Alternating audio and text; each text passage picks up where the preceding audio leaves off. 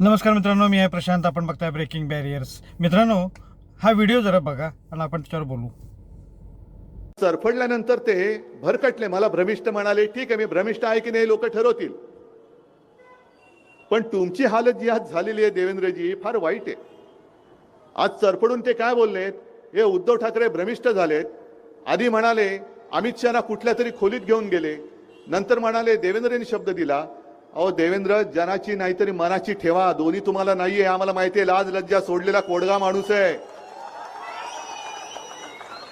कारण ज्याला तुम्ही कुठली तरी खोली म्हणताय, ती खोली तुमच्यासाठी कुठल्या तरी खोल्या बऱ्याच असतील. त्या खोल्यांमध्ये तुम्ही काय करता आम्ही नाही बघू इच्छित. पण ज्याला कुठली तरी म्हणताय, ती कुठली तरी नाही, मातोश्रीमध्ये ज्याला आम्ही मंदिर मानतो, ती बाळासाहेबांची खोली आहे. आणि त्याच खोलीत अमित शहा नाक रगडायला आले होते बाळासाहेबांच्या फोटो समोर. तीच ती खोली. आणि त्या खोलीत अमित शहानी तुम्हाला नो एंट्री केली होती. मी नाही, अमित शहानी सांगितलं होते तू बाहेर बस, तू बाहेर बस. दोन मोठी माणसं बोलतायत, तू बाहेर बस. मग तुम्हाला माहिती पण नाही. आणि त्याच खोलीमध्ये अटलजी आले होते, अडवाणीजी आले होते, राजनाथजी आले होते, प्रमोदजी यायचे, गोपीनाथजी यायचे. पण तुम्हाला तुमच्या नेत्यांनी बाहेर बस सांगितलं होतं, मी नव्हतं. त्याच्यामुळे तुम्हाला त्या खोलीचं महत्व माहिती नाहीये. ती खोली आमच्यासाठी मंदिर आहे. आणि तिला तुम्ही नालायक माणसा, तू कुठली तरी खोली म्हणतोस. होय, मी आज मुद्दामून नालायक म्हणतोय, कोडगा म्हणतोय, कारण माझ्या भावना या त्या बाळासाहेबांच्या खोलीबद्दल या अत्यंत संवेदनशील आहेतच.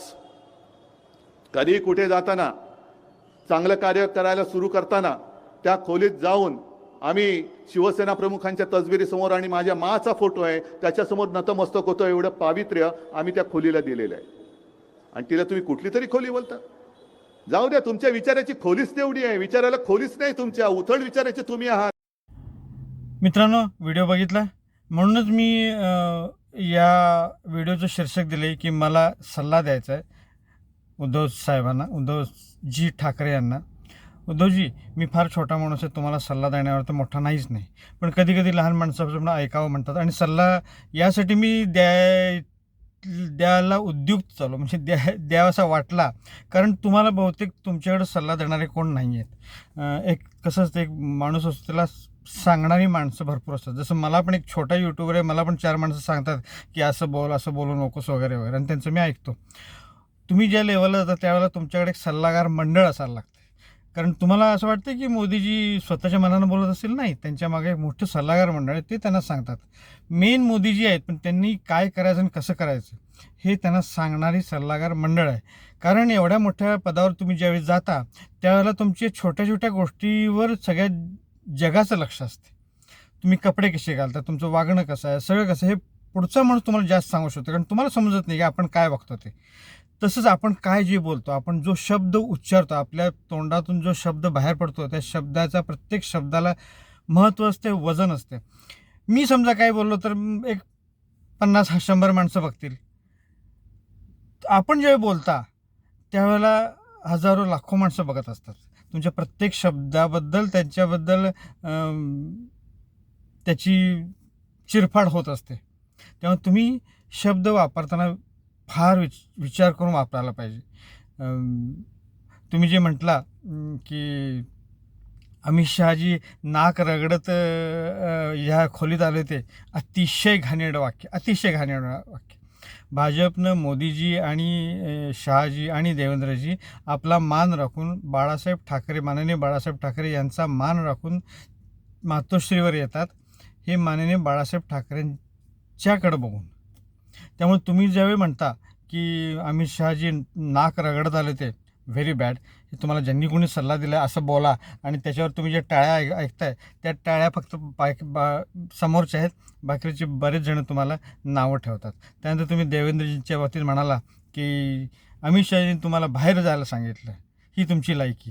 तुम्ही त्यांना असं म्हणू शकता, एक देवेंद्र फडणवीस यांना असं म्हणू शकता की खोलीतून तुम्हाला बाहेर काढला वगैरे? नाही, चुकीचं आहे, अगदी चुकीचं आहे. तेव्हा माझा सल्ला फक्त एकच आहे, मी काही जास्त बोलणार नाही. कारण मी जेवढं बोलेन तेवढं ते तुमचे समर्थक प्रचंड चिडणार आहेत, माहीत आहे मला. तर हे खरोखर सल्ला आहे आणि माझा मला सल्ला आहे. कारण तुमचा जर पक्ष वाढवायचा असेल तर तुम्हाला दुसऱ्या पक्षातून आपल्या पक्षात माणसं आली पाहिजे असं बोलायला पाहिजे. तुम्हाला वाटतं की आपण असं बोललं तर भाजपचा एक माणूस तर तुमच्याकडे येईल, काँग्रेसचा येईल किंवा काँग्रेस आणि राष्ट्रवादीला तर तुम्ही आधी खूपच शिवाय दिल्यात. ते फक्त नाईलाजाने आपल्याबरोबर महाविकास आघाडीत आले.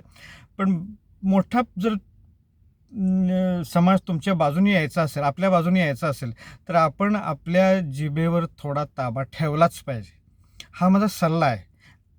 कारण आपण जे बोलताय आणि आपले जे प्रवक्ते आहेत, अंधारेबाई किंवा संजय राऊतजी, तुम्हाला वाटतं का की हे बोलतात आणि तुम्हाला चांगले म्हणत असतील लोक? नाही. वाकडं बोलणारे खूप लोक आहेत. त्यांना आवडत नाही आपण जे काय बोलता. अंधारेबाई जे काय बोलतात किंवा अंधारेबाईंनी जे हिंदू धर्माबद्दल वाकडं बोललेत, शिवसेनाबद्दल वाकडं बोलले, बाळासाहेब ठाकरेजीने आपल्याला सुद्धा वाकडं त्या बोललेल्या आहेत. त्यामुळे त्यांच्या मनात महाराष्ट्रात काय फार प्रेम नाही आणि संजय राऊत माहीतच आहे सगळ्यांना की ते काय बोलतात आणि कसं बोलतात. त्यामुळं आपण सगळ्यांनी आपली टीम जरा जिभेवर ताबा ठेवा अशी माझी इच्छा आहे. हा सल्ला आहे, खरोखरच सल्ला आहे आणि हा मानावा आपण सल्ला अशी माझी इच्छा आहे. धन्यवाद. मित्रांनो, आपल्याला व्हिडिओ आवडला असेल तर प्लीज लाईक करा, शेअर करा आणि सबस्क्राईब करायला विसरू नका. धन्यवाद.